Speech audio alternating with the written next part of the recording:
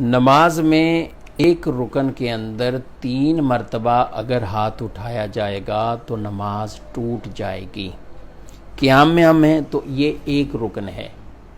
اب یہاں پر کسی نے ہاتھ اٹھایا، خارش کی، پھر رکھ دیا، پھر کی، پھر رکھ دیا، پھر کی، تو یہ 3 دفعہ ہو گیا، ایک ہی رکن میں نماز فاسد ہو جائے گی۔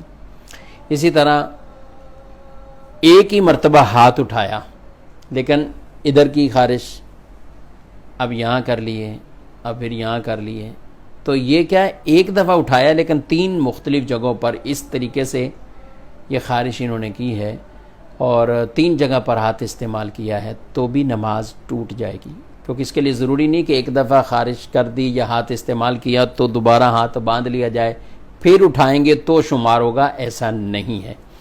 تو خیال رکھنا چاہیے، ایک رکن میں 2 مرتبہ ہمارے پاس آپشن ہے۔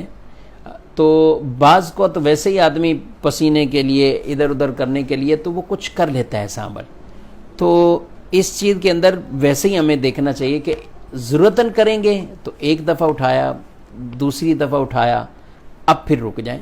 اگلے رکن کے اندر کوئی ایسا معاملہ ہے تو رکوع کے اندر آپ کر سکتے ہیں، رکوع سے اٹھ کر سکتے ہیں۔ ایک رکن میں 3 مرتبہ یہ نہیں ہونی چاہیے۔